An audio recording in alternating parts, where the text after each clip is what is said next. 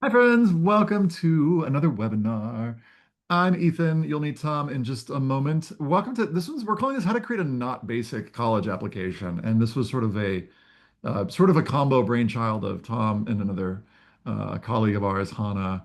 But we're gonna just like jump right in here. Would you mind sharing the slides, Tom? And we can do the intros that way. Absolutely. Thanks. No problem. So what does it mean to create a not basic application? Well, first of all, your co-hosts are me and Tom. I have written a couple books. If you've never, I don't know if you all knew that. I've been doing this kind of off and on for like 20 years, and I'm a former MK, fun fact, missionary kid. Tom, tell the folks who you are. So I'm Tom. You have a little bit of information about my professional background on the screen here. So combination of highly selective admissions for a total of 6 years and college counseling in the high school setting for a little less, actually a year cycle. And I've been a college essay guy now for 4. And I'm very happy about my new neighborhood fills in Los Feliz. So big fan of Filtered Soul and Joni Mitchell, this t-shirt. So Nice. the case of Well, you, the case of this application. Let's see. the case for you is what this one is called. Yes. Because somebody's going to ask, yes, we're sending the recording. There are captions. If you got questions, throw them into the Q&A. And if this is your first time getting to know College as a Guy, or CEG as we sometimes are known, we're all about bringing ease, purpose, and joy to your process. And fun fact, last year we had over 4 million unique users on our website. We've got tons of stuff on our YouTube channel if you've never checked that out. Lots of free resources. We'll be sharing out these slides. Don't worry. We've got something called the Matchlighter Scholars Program, where we support uh, basically students who identify as low income with free one-on-one college application support. And if you're like, do you guys do essay support? We do that too. And we'll put a link in the chat so you can see that right here. If you're wondering what's coming up next in our world, we've got our upcoming webinars and courses page, which again will be linked in the slides. But it's a great place. You could just basically like opt in right there and just boom, you get added all the events that are coming up in our world. So, what are we up to today? Today, we're going to talk about things to not do in your application, 5 ways to make your application better. We're going to walk you through a really basic application, and Tom's going to talk about why it's so basic. And then I'm going to walk you through an up-leveled version of that same basic application. And then we're going to get a Q&A.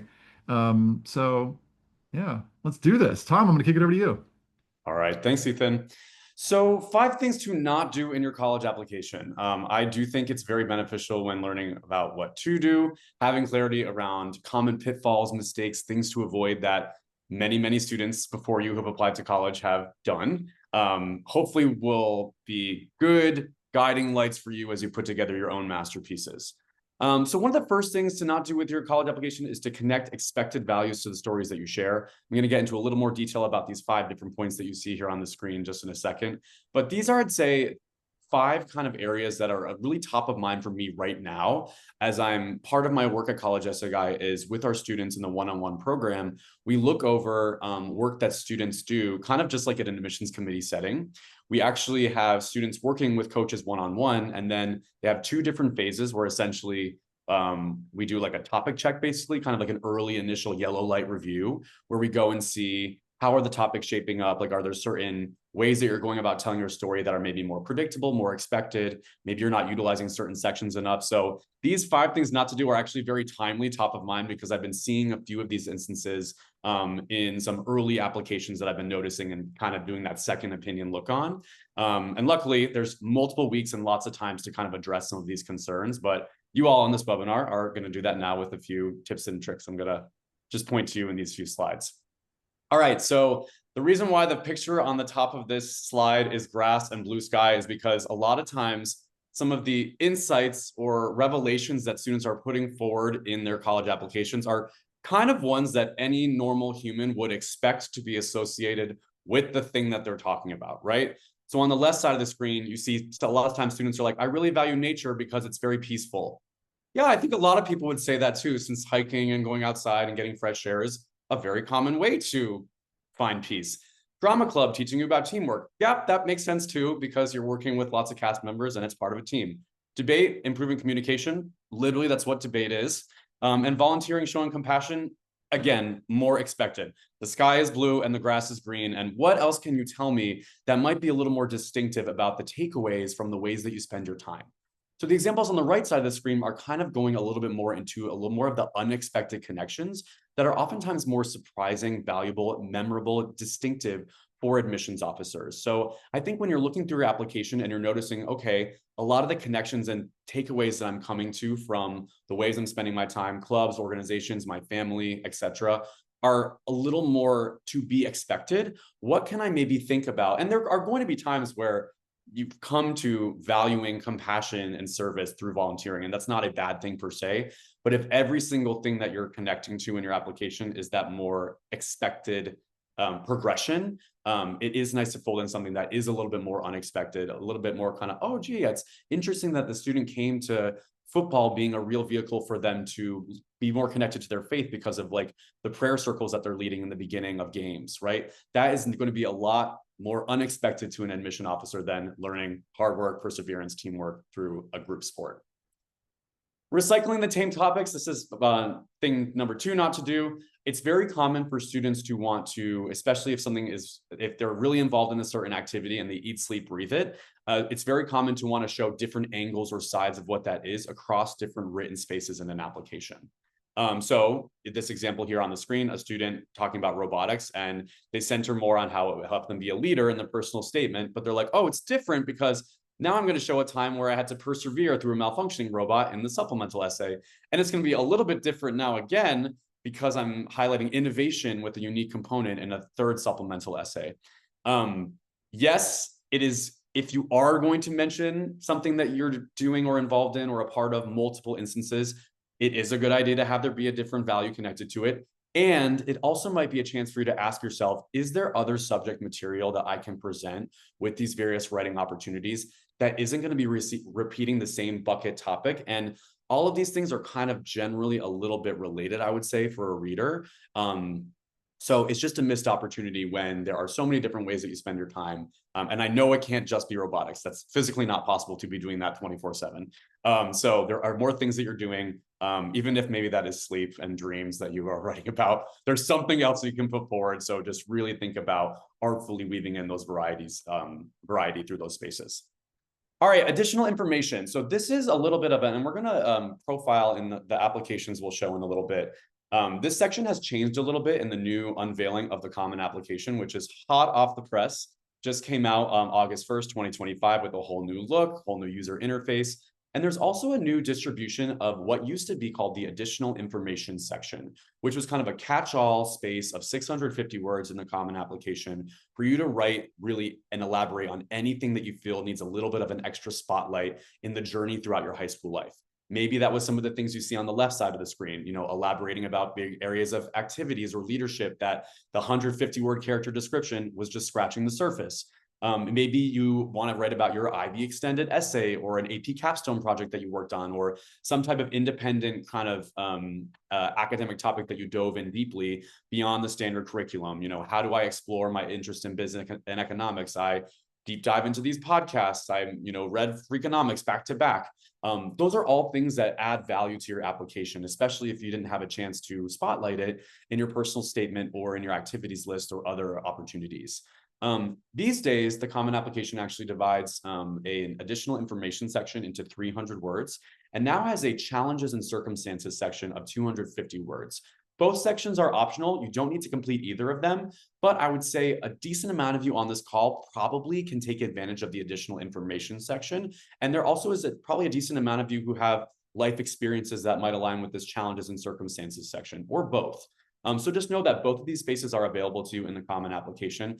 These spaces are also replicated in other application types like the UC application, Questbridge application, etc. They'll have different word counts and kind of space allotments depending on the application type. But really kind of thinking about using this extra space strategically, especially in an era where you don't have as many words to spare as you previously did, is a great tip that I want to leave you with. All right.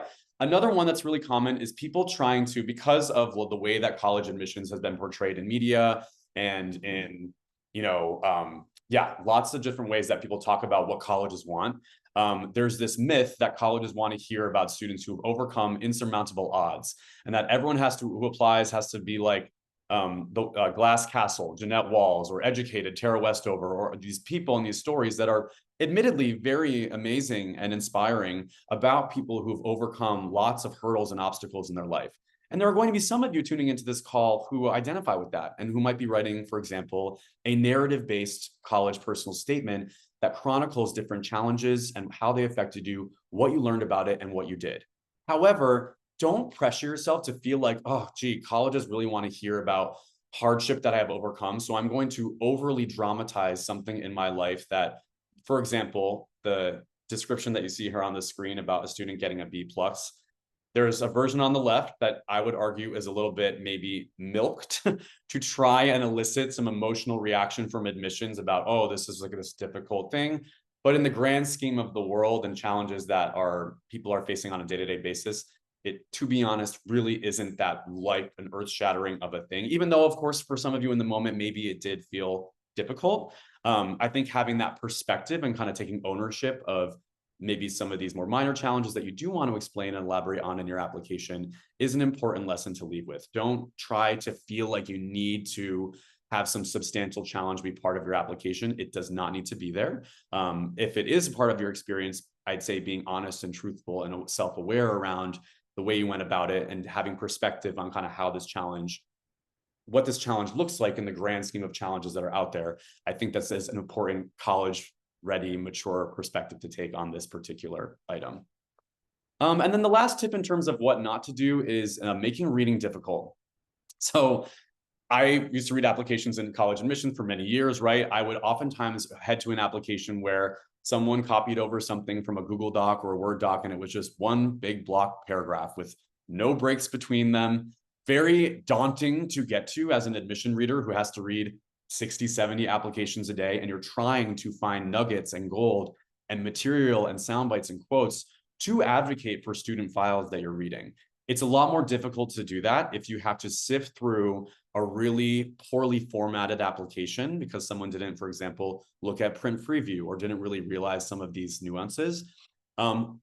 Another way that this kind of shows up is sometimes students feeling like they need to flex and be like more smart than they really are in their college application. So they're using, as a way to stand out, really overly complicated descriptions and metaphors and descriptive writing that maybe is appropriate more for a creative writing class in English, but for the sake of a common application, descriptive writing is valuable sparingly to carry your story forward, but ideally the bulk of your words are straightforward, clear, specific details, examples of ways of you living out your values in action, and not overly dramatizing or kind of overly complicating them with metaphors or symbols or descriptions that would require the admission officer to have to slow down and do a close reading literary analysis of your work.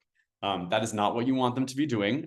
You want them to be gaining insights about you pretty readily and having it be grasped, and marrying that with kind of having these maybe more opportunities for symbolism, for creativity, carrying the story forward, but not, the way I've been describing it is think about it more as like the river kind of carrying things forward, and the rafts, the boats, the things that you actually want to have float and have substance that you're carrying forward are these nuggets of gold, these specific details, examples of your life.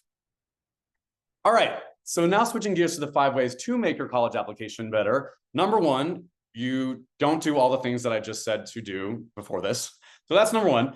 But 2, 3, 4, and 5 are going to be, I kind of mentioned and alluded to this a little bit, but specificity is really kind of one of the biggest toolkits that you have in your arsenal of creating a standout application. And I cannot tell you how often this is probably the biggest quote unquote mistake that I see students doing, is leaning more on generalized language that could really apply to any student and not replacing that with specific examples that really back up that the things that you're saying that you value truly can be referenced. You have evidence of them from specific moments and things that you can actually tell someone about. Simply doing that is showing to an admission officer versus telling them that what you're saying you're bringing to the table, you're bringing to the potluck, to the future college campus that you're heading to, actually is what you're doing. These other 3 I'll explain in a little more detail as we get to them in the slides. And we'll leave you, the 4 and 5 are going to be a little helpful rubric essentially to do a self-assessment of your own application to get a sense of whether or not it's doing its job. Okay, so specificity. Here's just an example of kind of how you can transform maybe writing that you currently have that looks a little more like it is on the left side of the screen to something that's a lot more distinctive. This slide also gave me a chance to add in a dog, which a lot of people usually really appreciate. So we love dogs. So here might be a more general, vague phrasing of someone who wants to talk about how much they value helping others. I really enjoy helping people in my community. Volunteering is important to me because it makes a difference. I participated in many service projects that have taught me about giving back. Helping others gives me a sense of purpose and fulfillment. Yes, I would argue that most people who are involved in these endeavors would feel similarly about as to what the student is saying. So this is not really doing its job in terms of showing that you actually really truly believe what you've just voiced. On the right side of the screen, we have instead, whether I'm collecting toys for tots at 6 a.m. in December, walking my 84-year-old neighbor Lila's Pomeranian when Arizona heat creeps past 100, or translating medical forms for Spanish-speaking patients at Westside Clinic on Thursday evenings, service isn't just something I do. It's where I find myself most present and connected. All together, all of a sudden, I have so much more of a clear vision for how the student lives out service to others and community impact through their actual actions. And there's a variety in terms of how they're doing it, both formal service projects, as well as just helping out a neighbor on a really hot day who shouldn't be walking their Pomeranian. Really, maybe no one else should be at 100 degrees. But this just kind of gives me so much more of a fully rounded sense of who this person is and who they'll be on a college campus because of that specificity. Balancing hustle with heart. What I mean by this is that it's really common for students to feel like they need to keep chiming and drawing attention and asterisks and bold and highlighting. Remember all these things that I've done and these trophies I've collected and these scores that I've gained? Yes, your application is going to reflect that through your activities list, through things that people are mentioning in your recommendation letters, through your awards section, if you have things to list there. To repeat and rehash and try to out-achieve other people that may be in the college application pool, it doesn't really necessarily humanize you as an applicant, right? Adding in moments of vulnerability, moments of growth, moments where maybe you weren't always the shining star in a scenario, and balancing that with the points of pride that you should rightfully so include and champion in your applications.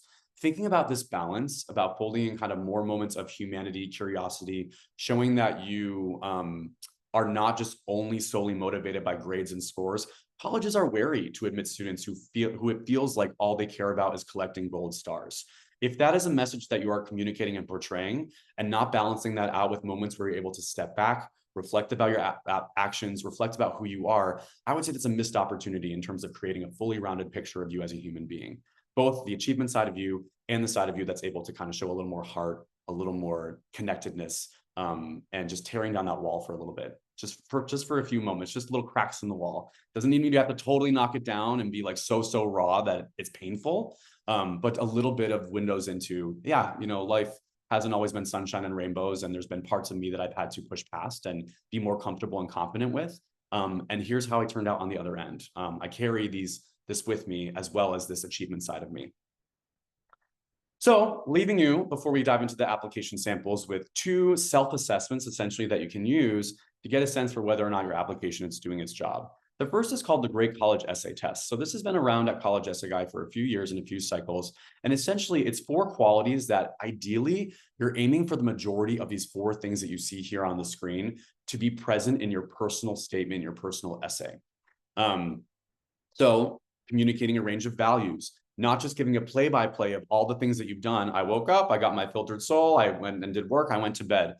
I gave you no insight moments with that sentence. I just purely listed what I've done, but I didn't give you a sense of why I'm doing it, what conclusions I came to throughout my day. That is very valuable to include in your essay, not just a play-by-play. Vulnerability, as I mentioned before, with that heart and hustle balance, being able to fold in some moments of tenderness where it wasn't all perfect, 100% A++. And then craft is basically just showing your ability to tell a story, not using overly complicated language, using some moments of distinctiveness, personality, ways to make it stand out, quote unquote, but also doing that in a way that carries the story forward. Logically, it flows. It's easy for the person reading it to follow along and understand the connections that you're making with a theme or extended metaphor that maybe you're using. And that's a showcase of craft in action, that writing ability. The last thing I want to leave you with in terms of tips is this great college application test. And essentially, that's 5 admission nutrients that are valuable to think about including across your application as a book. So these 5 things that you see here on the screen: intellectual curiosity, service to others and impacting your community, collaborating with other people across diverse perspectives, voices, talents, showing that that creates in the end a better product or a better outcome because you have more skills, more insight to the table than one group of people with one track mind. Leadership and initiative. How have you gone the extra mile to go beyond just being a member of things to actually proposing ideas, and not just proposing them, but actually moving forward with them, assembling a team, delegating, going the extra mile to dive deep on a topic that you learned in class, but you're taking the initiative to do this independent project or take additional classes, online or outside of class to explore that topic more deeply. How have you engaged consistently in your community throughout multiple years, multiple months of time, as opposed to just hopping around from one thing to one thing and not really committing as much to something that you've been involved in? Showcasing these across your application as a whole through your activities list, through your personal statement, through your additional info section, through your supplemental essays. It doesn't have to be in every single space. Again, think about the Great College Essay Test as something to test out your personal essay. And maybe you have 1 or 2, possibly a few more admission nutrients in that particular longer piece of writing. But also know you don't have to jam and have everything be everything for everyone. It's more about kind of collectively, what is the overall story that you're showcasing in the overall book that is your application.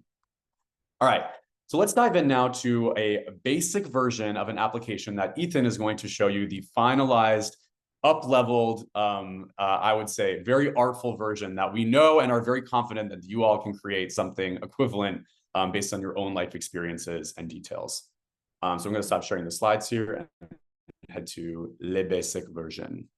And while Tom's doing that, great questions coming through in the Q&A. I'm continuing to answer those as Tom goes through this. Tom's going to spend a couple minutes, like he said, on the basic one, and then I'm going to share with you the even cooler one. The even cooler one. Okay, one second. I'm not seeing the... I'll just answer a couple questions while you're doing that. Oh, you got it? I do, yes. Okay. I just need to get out of full screen here and then move to another tab. Basic version. Here we go. Can you see this all right? Okay, great. Okay, so here is a personal statement that I'm going to just read a few excerpts of. And I'll zoom in a little bit just so that you can see it more clearly. When I think about home, it's not just a place, it's a feeling. Growing up, I spent time in different countries and different environments, which taught me to be adaptable and open to new experiences.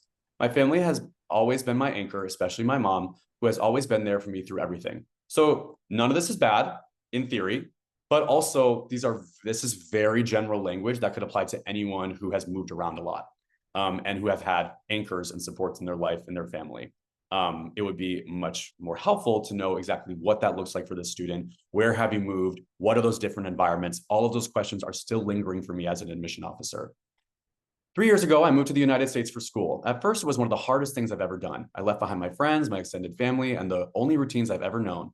I remember stepping off the plane and feeling like I had entered another world. The language sounded different. People dressed differently. The air felt strange. I told myself that I would be strong, but inside I felt completely alone. Every day I felt like I was climbing a mountain while everyone else has a head start. My classmates already knew each other and I didn't know anyone. Sometimes I would sit by myself at lunch pretending to look busy on my phone so no one would notice. I often thought no one here understands what I've been through. Felt like something out of a movie where the main character has to rebuild their life from scratch. So I mentioned vulnerability, that being important. Yes, that is valuable. And at the same time, it's also important not to kind of lean into what I mentioned before of that overly dramatizing and kind of really heavily, I don't want to say like milking, but I'm going to say it just for the sake of time, milking something that kind of many students have adjusted to moving to a new place.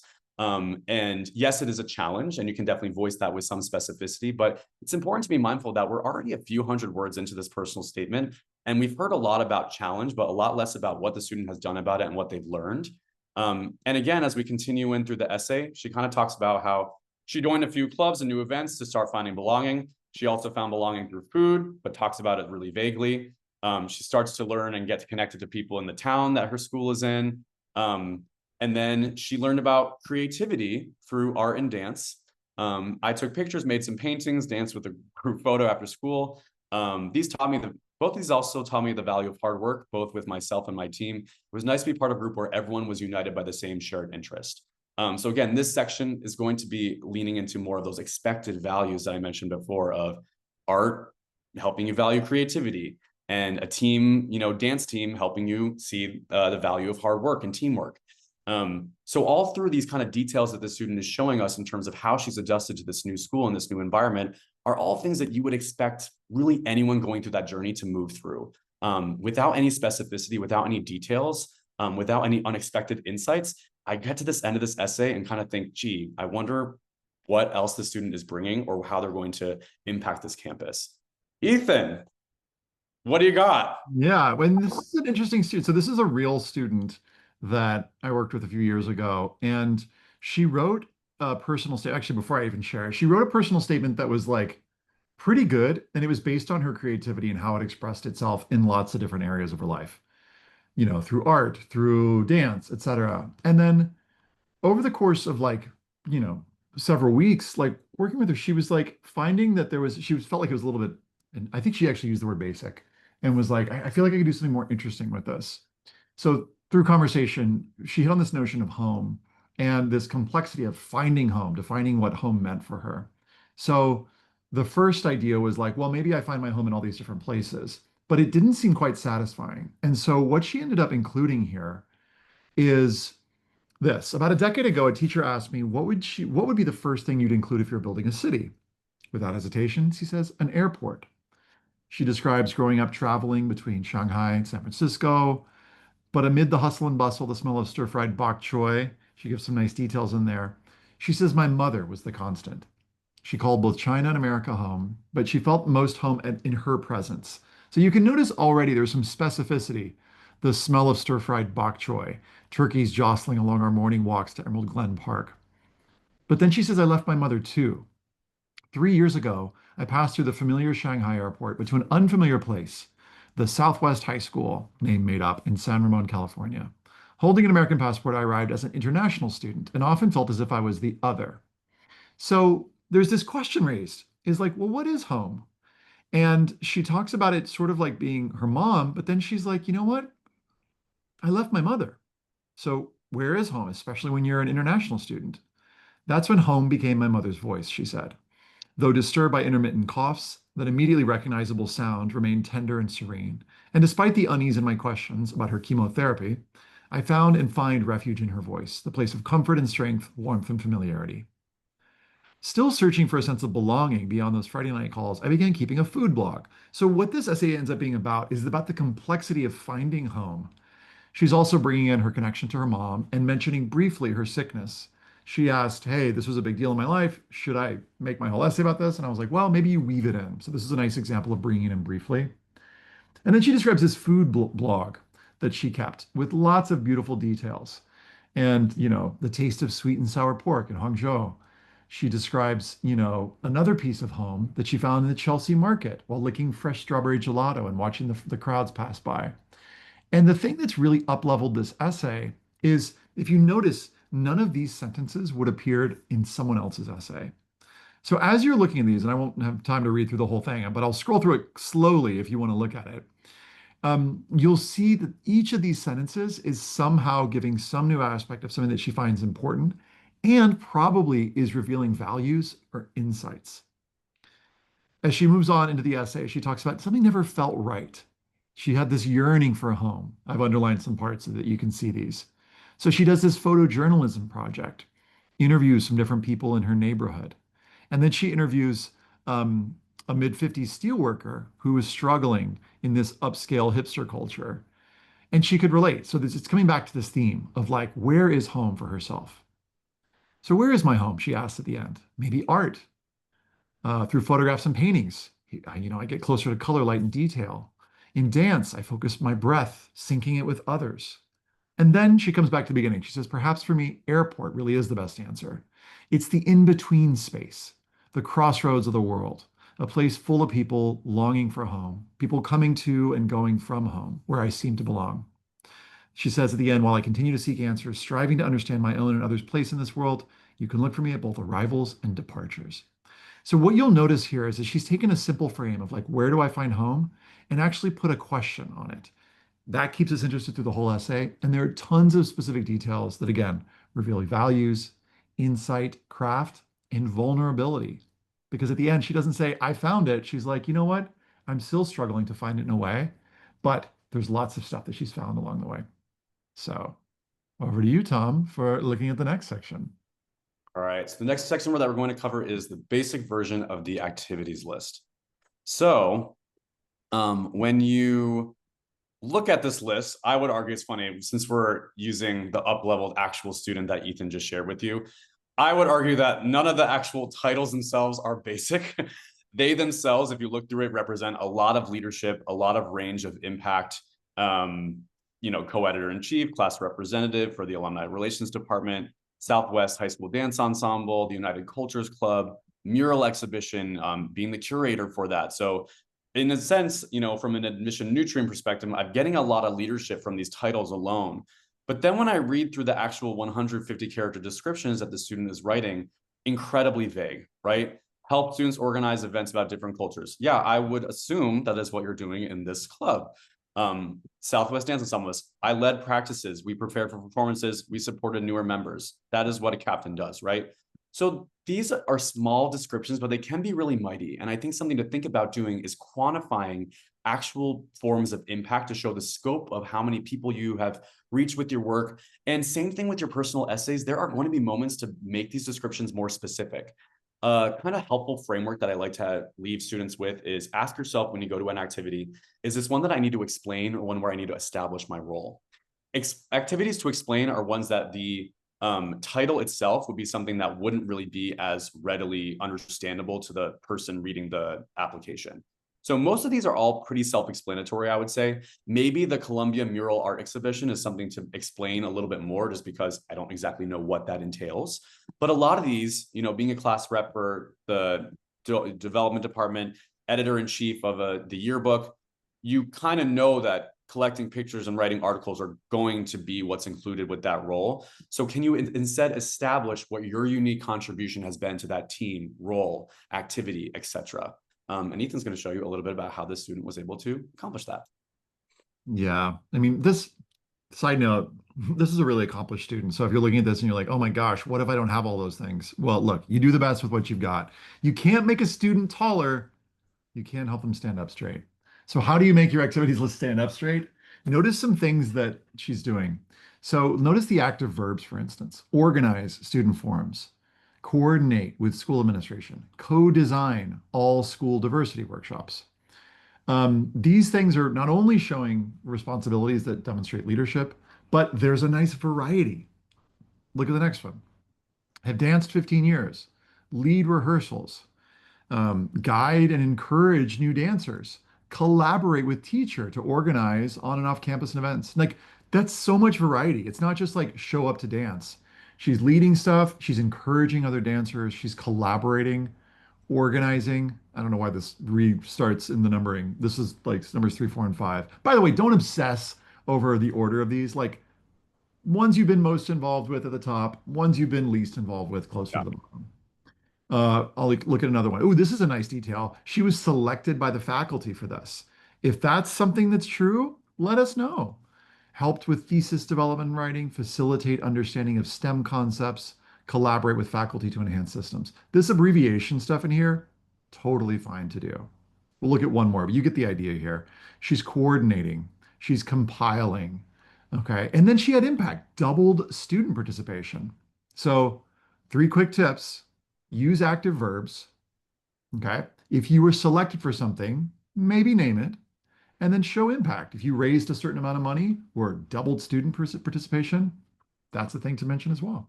Back to you, Tom. Thanks, Ethan. All right, so the next section that I'm going to cover is the additional information section. And remember how I talked about those big block paragraphs of text? Lo and behold, here we have one. So this would happen pretty decently with even some, what I would argue were like high achieving. You look at like their transcript and their grades, the way that the teachers and counselors are talking about them, and you think maybe they had a formatting issue, maybe they didn't know that this is really difficult for me to sift through, where literally every sentence is all the thing like I've been a part of the global studies program. Over the summer, I recorded my radio station. Oh, also I started a food blog. Oh, also, I'm in the diversity council. Oh, also, I'm in art exhibition. The fact that these are all just in one block for me as a reader is making it a lot hard for me to, as I'm moving quickly through. There's a reason why the activities list is kind of, if you look at the print preview and Common App, you can see what it looks like for the admission officer. You can see a heading. You can see just like a resume looks. There's a reason why resumes are written as bullet points with headers and sections. It's easier for the person who's assessing that document to gain the insights from it, as opposed to a wall of text. So this additional information section is definitely one that there's a lot of gold that's in here. You know, it's literally colored gold because of the comment next to it. But it's really difficult for the actual insights that the experiences represent and the way that they're able to help the student illustrate more impact, more admission nutrients, because of purely the way that it's been presented to you in the actual application itself. Thanks. So the actual additional info section, which was 650 words when she was filling out her application, but as Tom mentioned, is now 300, looked like this. And, if it were 300 words now, she could trim some of these things down. But notice that she's got like some extra details of things that didn't quite fit in her activities list. So she's got this global studies program, which she explains a little bit of what that is, some of the work that she's been doing with art making, which is great. She also had some additional awards that she didn't have anywhere to put, so she put those in, totally fine. The food blog, which she already mentioned in her personal statement, she could potentially cut this if she wanted to, but she wanted to include the scope that she had 300 plus followers and some of the articles had 2,000 plus readers. But notice how brief she's keeping it here, like super brief, just boom, boom, boom. There's some details around a research paper that she worked on because she was really applying for art, wanted to show that she had like some next level involvement in that. And then she's got a couple things in here that like you could cut these additional honors, AP Scholar, National Merit Scholar. That's going to be pretty common. But she had some things that she could have listed in the challenges and circumstances section. So that's a separate section of the application. She mentioned briefly how her mother's cancer impacted her family. And because neither of her parents experienced any formal US education, she had to navigate academics on her own. That's good to know. That helps us contextualize her application. It's not woe is me. It's just like, hey, facts, but here's what I did about it. And then AP courses and exams. Our school canceled all AP courses and did this to replace them. So I self-taught psychology. Notice that it's emphasizing not just like, oh, my school had this problem, but also here's what I did about it. Here's how I adapted. The key for this additional information section is ask yourself two things. One, does it help give the reader more context about my application? Does it help make them like make a more informed decision? Another thing you can do is a thought experiment. Clone yourself and be like, person A didn't put this in the additional info. Person B did put this in the additional info. Do we think it really matters if everything else is the same? Easy question to answer. Well, not easy always, but like it's a good question to consider if you're trying to figure out what to put in there. Yeah. Another thing I just want to voice that, especially now with this new way that the Common Application has divided up challenges and circumstances and additional info. I think that that is actually a signal to you as a student that colleges, they looked at that space, I would say maybe first and foremost, as a place for some more extenuating circumstances. The red asterisk behind, oh, I couldn't take this class because the teacher was on maternity leave, or I didn't choose to take AP Bio, which you think is the most rigorous, but my school has this honors biology fish class where we actually raise fish in aquaculture tanks. I'm speaking about a real life experience that I never explained in my application because I just assumed the admission officer would know that. But how would they know that, right? How would they know that I opted out of what they would think is the most rigorous class for a really cool, unique option that my school had randomly?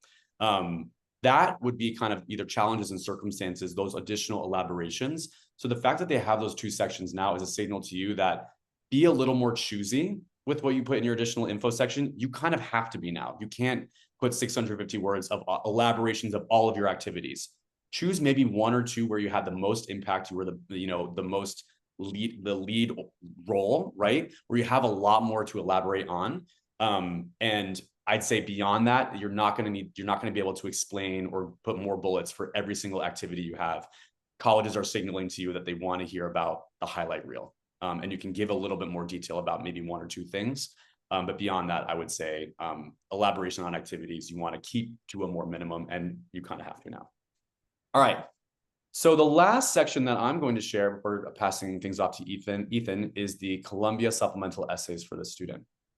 So this is where the maybe the student was, putting together their general common app and they were like, oh, Columbia, that's a really smart people's school. So I'm going to try to sound really intellectual in these responses because that's what Columbia wants. Um, Columbia, to me, is like an ever-turning kaleidoscope floating in a river. Each twist and turn reveals another glimmering shard of possibility, yet these pieces, like the broken fragments of a large mirror, reflect not only the world, but the soul of the one who peers inside. I want to step into this kaleidoscope river and let its waters carry me through an unknown shore where our humanity and history meet in an endless spiral. I need to take a breath from reading that because I don't really know what that all means, right? I'm moving through this application very quickly as an admission officer. You have maybe 250 words to talk about this question, essentially, why Columbia? And out of an effort to understandably appear distinctive and original and use creative writing and stand out, the student is really forcing a metaphor that is they're mentioning shards later on. They're mentioning general things about Columbia's environment, being in New York, has being world cultures around, opportunities for exploration. There's a lot more time and attention here spent on the style versus the substance, right? Very few specifics. She gets points for mentioning the core curriculum, but then loses those points very quickly by likening it to letting each class be a lantern that illuminates another corridor of thought. Because this is just a little bit it's too much. It's overly contrived. It's overly focusing on how can I kind of be more poetic with my writing when you don't have enough space to do that. And it's more valuable to put in these more concrete, specific, real, unique rationales as to why Columbia is a great fit for you, why you're attracted to it, how you have a foundation of experiences that you're going to take to the next level once you get there.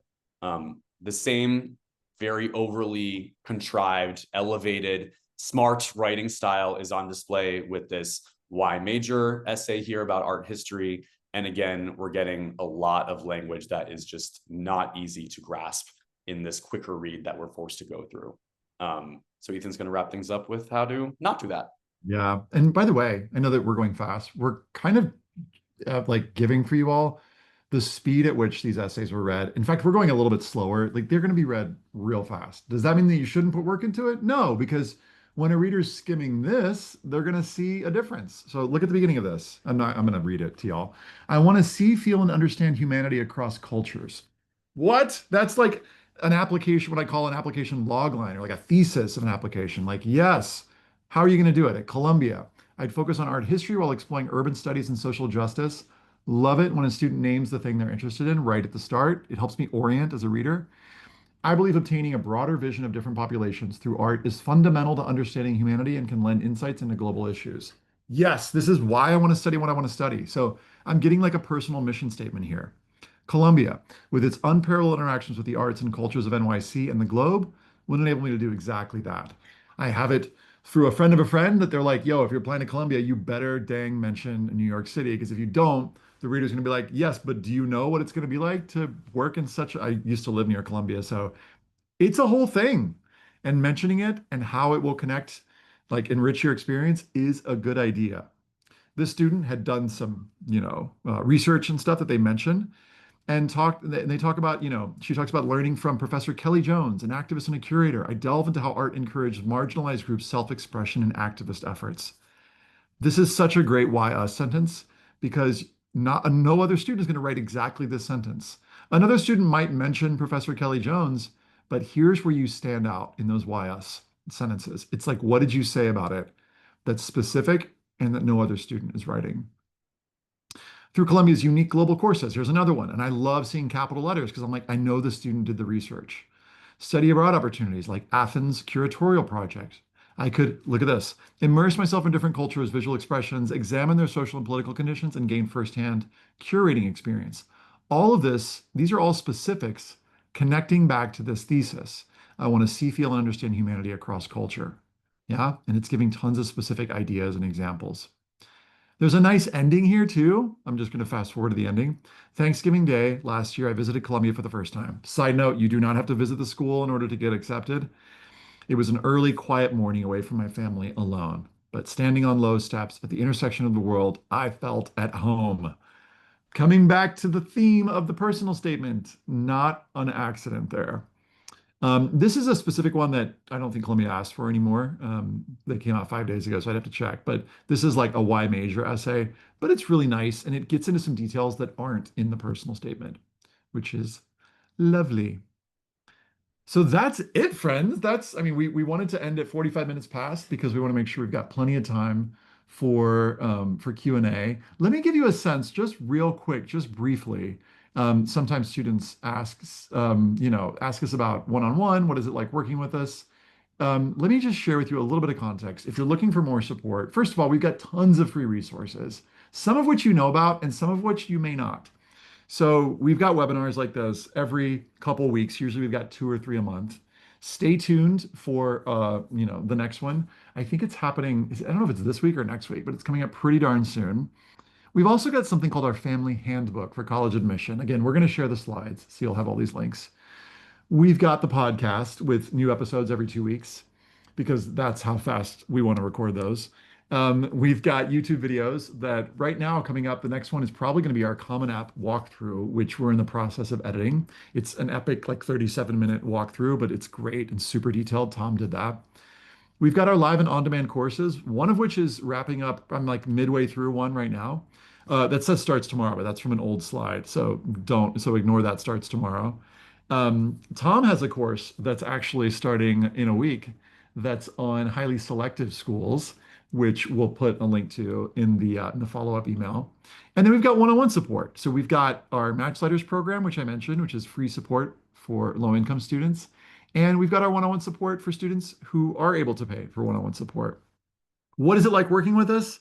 We're all about representing who you are and not thinking so much about, yes, we do need to like do a thing, which is like, what do they want? And we have talked a little bit about that.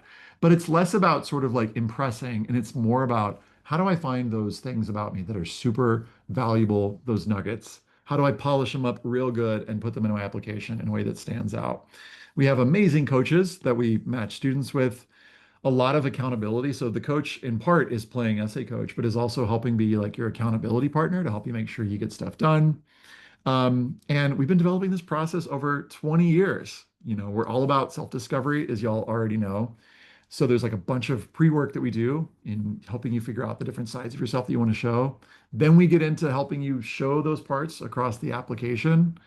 And then practically speaking, we work with you draft after draft to get them done. We've got a whole bunch of exercises, some of which we've talked about here, a bunch we haven't talked about on the session just because time. But we've got a whole lot of resources. In early on, we help you figure out what those experiences are that you want to focus on, make connections between different experiences that you may not have seen, and try and strive for insight because it could be that students that you're applying next to have similar experiences. We're trying to figure out how do we help you articulate it in such a way that really helps you stand out. If you're interested in working with us one-on-one, we've got a little form that we'll put in the chat right now. Thanks, Rebecca. And we're going to give $350 off if you use the code not basic over the next week or so. That's through August 15th. So if anybody's interested, we'd love to potentially work with you. And again, options for low-income students through our Match Sliders program. So, all right. It's Q&A time. We've been doing Q&A kind of throughout, but let's just jump to some Q's and some A's, Tom. Here, I'll just stop sharing for a minute. We'll do a couple questions. Actually, you know what? I guess I'll keep that slide up in case folks are curious. So I'll reshare that. But is there potentially a question, Tom, that you're noticing that you think other students might be wondering about? Well, one student actually just asked if one is interested in working with one-on-one with one of your coaches, is there any kind of initial convo to make sure it's the right way to go before signing on? Yes, indeed, we do. We do have that option available. So yeah, In that's an fact, easy that's one.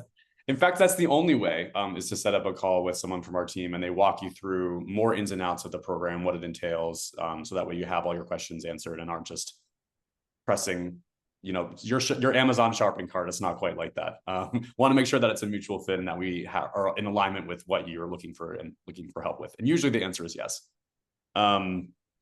I'll take one. There's one that's about how would you recommend about writing on a special interest or hobby? Like it just depends on where you want to put that, Lucia. So you could put that in your additional information section if you just want to mention it briefly. If it fits in your activities list, like I'm a big fan of putting special interests in the activities list to give it a little bit of like variety. It doesn't have to be something that's like school sanctioned to put in your activities list. So feel free to throw that in. It could be activities list, additional info, or of course, personal statement, but that would take me a long time to explain exactly how to do that because there are so many different ways to do that. I think this is a really valuable one. It's hi, I just want to say thank you for taking the time to enlighten many students like us about the entire admission process. Thank you for the kind words. But with regards to supplemental essays, specifically why that specific university, how do you expect international students to talk about working with a specific personality on the streets of New York City, seeing as most of us have never experienced something like this?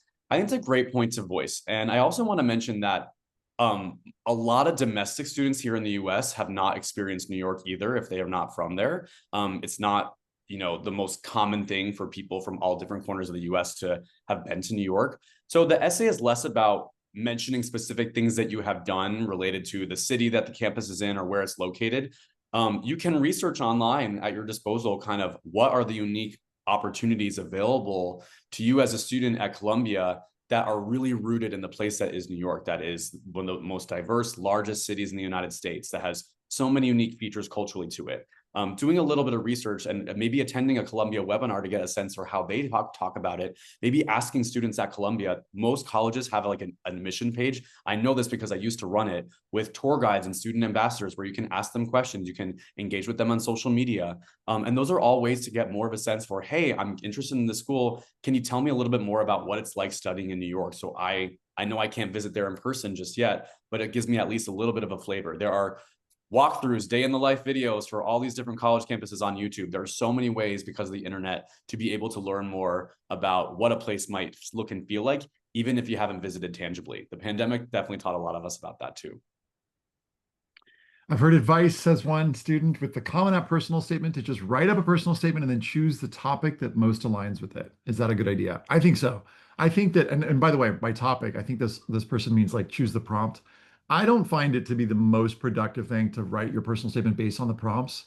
Write a personal statement based on really good brainstorming exercises.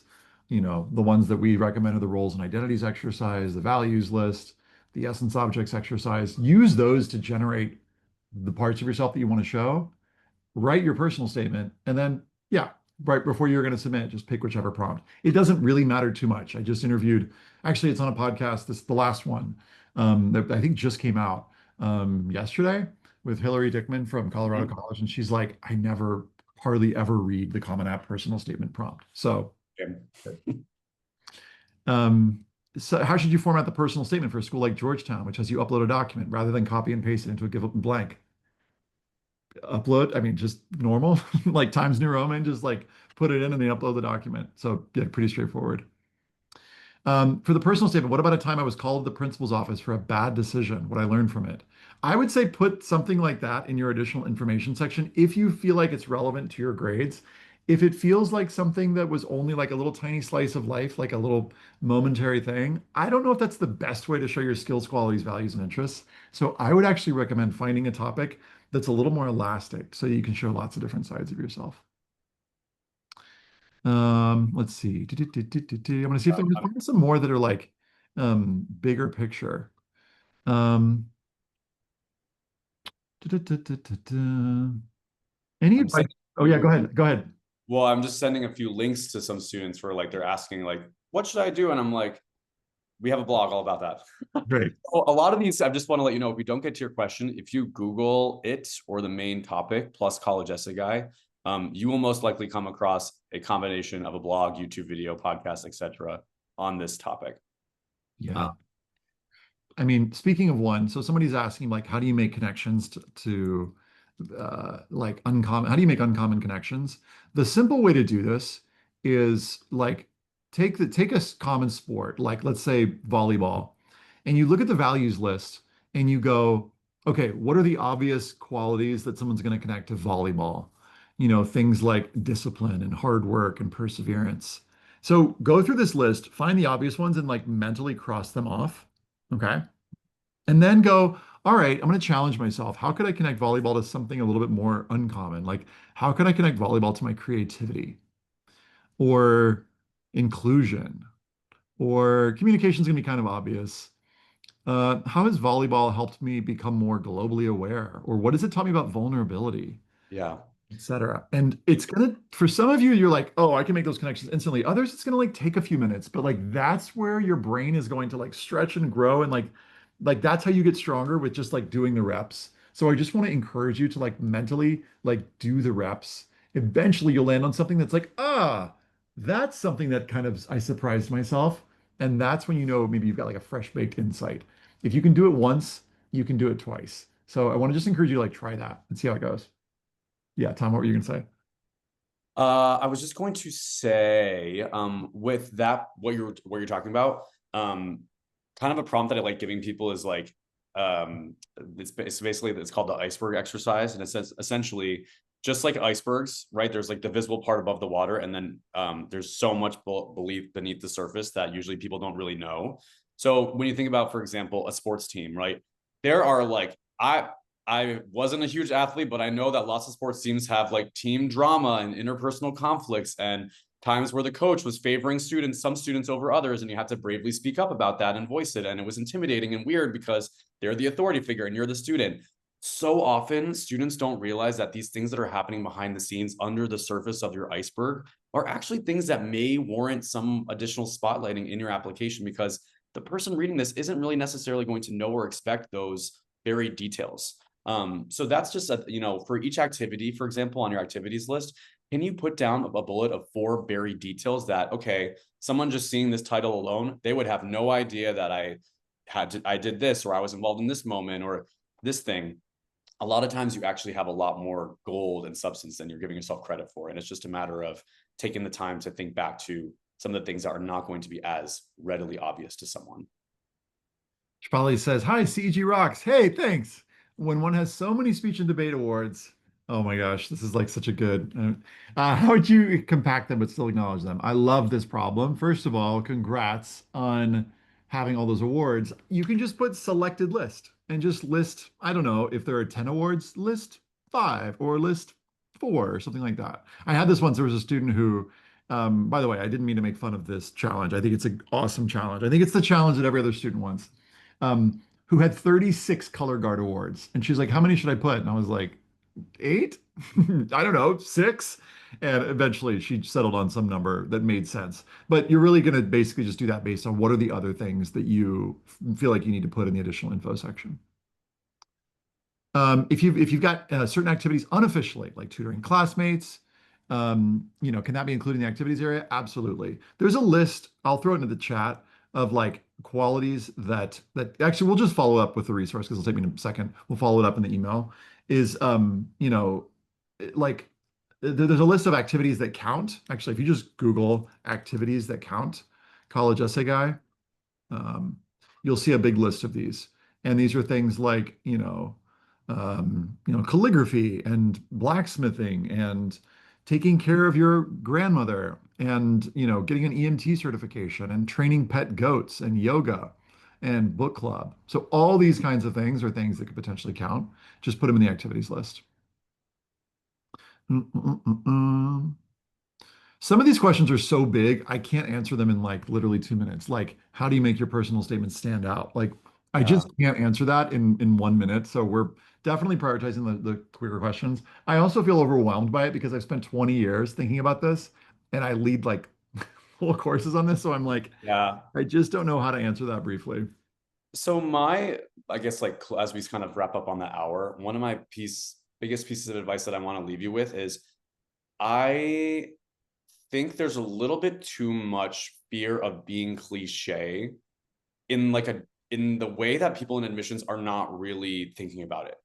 Um, and what I mean by that is like there's this kind of thought, I think, that people, when an admission officer like goes to an essay, they're like on a hunt for cliches, or like they're like looking for like places to like mark your essay in red ink, like you're used to maybe from your school environment or from graded essays or things like that. Um, you are not like you're building up a case for yourself from zero with evidence, specific moments and instances from your life that show these are values that I am showing and telling. A combination of showing and telling you in my application are what drive and motivate me. That is not going to end when this application is submitted. It's going to continue on your college campus. That is the message you want your application to share. And you want it to be shared in a way that is specific and has personal details connected to you. Those are the best ways to make your essay stand out, not trying to search for the most unique topic or not cliche thing, because no one in admissions is like judging you. There's no cliche ranking. There's no like uniqueness bonus points for unique topic. Yes, there are certain unique experiences that students share that are, of course, interesting to continue reading on with as an admission officer, but those are fewer and further between. A lot of people are involved in similar activities in high schools and involved in similar things, but you as individuals show up with different roles, identities, skills. You're known for different things on your teams. Not everyone's the mom friend. Not everyone's doing the hype playlist. Not everyone's hosting the pasta parties. There's usually shared roles that people are bringing to the table. Your job is to communicate that, not to try to out unique or out cliche other people. I love that. Let's leave it there, friends. That's Thank such you. good advice, Tom. Thank you. We got to about 80 questions, so I'm feeling kind of proud. I'm sorry we didn't get to the ones that were left, but hey, we'll be here again on a webinar coming up real soon. Much love, happy writing, and thanks, Tom. We'll see y'all on the next one. Thanks, Bye. and thanks everyone.